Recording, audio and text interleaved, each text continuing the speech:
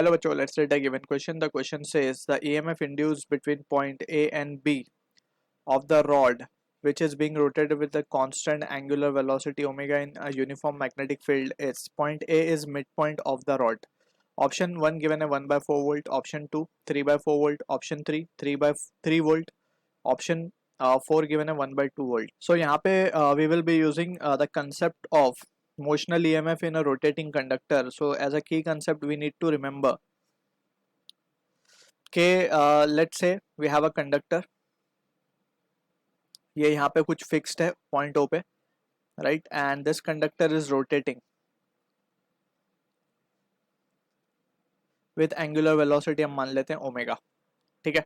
अब in that situation we can say कि इसकी लेंथ अगर हम मान ले कि ये L लेंथ का है conductor, so and magnetic field is in invert direction.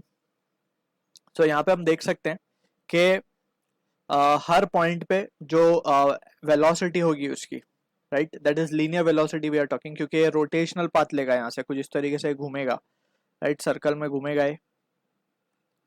तो जो हर पॉइंट पे रोटेशनल वेलोसिटी होगी इस रॉड पे वो अलग अलग होगी. थोड़ा सा फिगर सिमेट्रिक नहीं है बट लेट्स इमेजिन के ये सर्कुलर पाथ में घूम रहा है. यहाँ पे वी कैन सी कि हर पॉइंट पे लीनियर वेलोसिटी अलग होगी because we know v is equals to r omega. So r जैसे जैसे चेंज होगा वैसे वैसे v चेंज होता जाएगा, राइट. अब इन दैट सिचुएशन हम क्या करेंगे, we will consider a element of width dx at a distance x from o. So in that situation हम क्या लिख सकते हैं कि जो वैल्यू होगी इसकी, दैट इज एंगुलर वेलोसिटी को v को हम क्या लिख पाएंगे, v can be written as x into omega, right. x radius हो जाएगा, ओमेगा से घूम रहा है, so x into omega. Also we need to understand के since it is moving in the magnetic field so it will experience a force. So force किस तरीके से हम निकाल सकते हैं, force can be force on the free electron in this we are talking about, right. So जो free electrons होंगे वो एक्सपीरियंस करेंगे एक force in the leftward direction, sorry rightward direction. So सारे इलेक्ट्रॉन यहाँ जमा हो जाएंगे, सो ये पोलैरिटी नेगेटिव हो जाएगी और ये लेफ्ट हैंड हो जाएगा positive. So it will just behaving as if it is a battery source, right, of induce we can say EMF value DE. So we know कि DE जो होता है DE can be written as B, right, into V into L.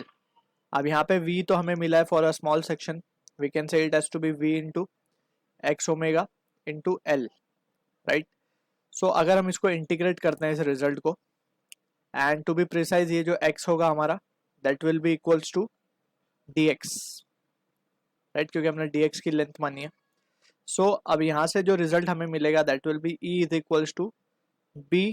इसको integrate करना होगा हमें, ये हो जाएगा 0 से E और ये हो जाएगा हमारा. अब हमें चाहिए एक्चुअली जो रिजल्ट चाहिए हमें वो चाहिए A से B के बीच. So we can integrate from L/2 to L, right. L/2 से L के लिए वी आर डूइंग, यानी कि पॉइंट A से B के लिए, ठीक. सो इन दैट सिचुएशन ये B ओमेगा तो कांस्टेंट है, बाहर आ जाएगा. x का डेरिवेटिव x का इंटीग्रेशन हो जाएगा x²/2, यानी कि हम पहले लिख देते हैं, फिर we will take the limit x²/2 and limit will be from L/2 से L.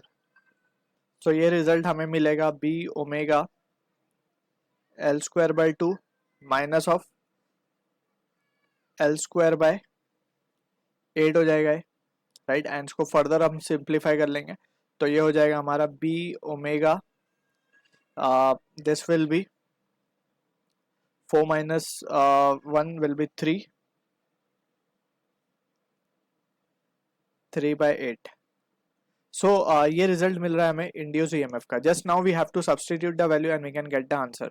सो यहाँ पे हम वैल्यूज जब सब्सटीट्यूट करेंगे therefore we can say E will be equals to 3 into B given है 1 into omega is given as 2 into length that is been given as radius के बराबर होगी 1 अपॉन 8. सो ये रिजल्ट आएगा हमारे पास 3/4 volt. So this is the answer to the question जो कि मैच होगा हमारा ऑप्शन 2 के साथ. I hope you understood the solution. All the best.